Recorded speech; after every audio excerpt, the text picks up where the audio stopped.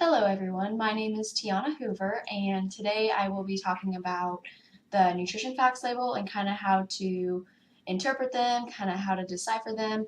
So the way I went about doing this handout was I did color coordinated boxes, so it's easier for you to read, kind of easier for you to correlate the information that's on the actual label to what I'm talking about.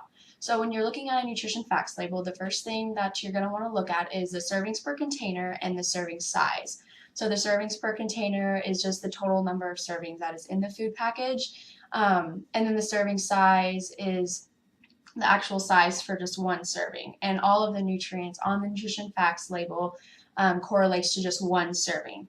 However, it's really common for a food package to have more than one serving, so you want to keep that in mind when you're looking for food items. So, for example, a pack of M&Ms or a bottle of soda can have two servings. So if you consume the whole food item, if you drink the whole bottle of soda, that's two servings. So you're going to want to multiply everything that's on the nutrition facts label, the calories, fat, by two to make sure you're getting the correct amount of the correct information on the nutrition facts label. The second thing you want to look at is the calories, and this is the most important for weight loss. So the calories is just the total number of calories that's in only one serving of the food item. And I have listed on the handout that 400 calories is considered to be high. However, if it's your actual meal, like a prepackaged meal or a frozen meal, 400 calories is a good amount. So if you're consuming like a snack or a side item and it's 400 calories, that would be considered high. So you want to choose a snack or a side item that's like 150 calories or less. But if it's your actual meal, 400 calories is okay. Another thing about the nutrition facts label is there's nutrients that you want to limit. So the total fat, saturated fat, trans fat, cholesterol, sodium, and added sugars. These you want to limit as much as you can because eating these in excess can increase your risk for chronic diseases. Especially if you do have a chronic disease of some kind, you're going to want to limit these even more. So, for example, cardiovascular disease, you're going to want to limit your fat intake and your cholesterol intake. So, if you're comparing two food items and you're worried about heart health or cardiovascular disease, you're going to want to choose the food item that has the lower amount of fat and the lower amount of sodium. And that goes with high blood pressure. You're going to want to look at the sodium content for the high, if you're worried about high blood pressure, and just choose the food that's lower in sodium for that disease.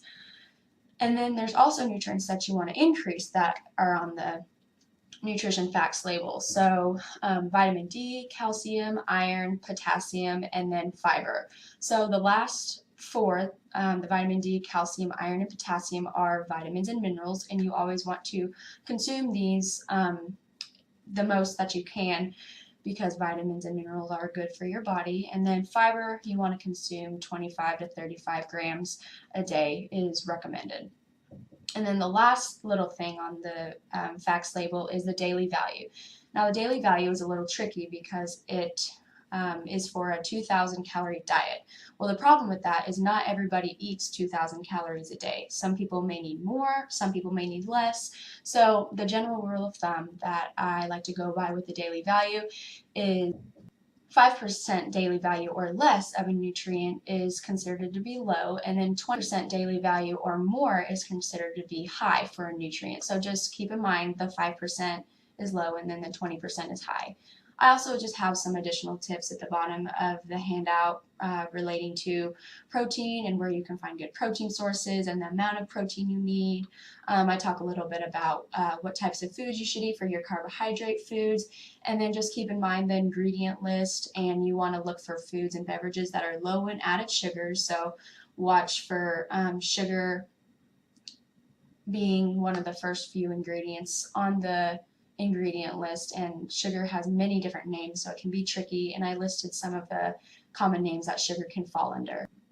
I hope you learned something from this review, and I wish you guys the best of luck in your weight loss program. Have a great day. Thank you.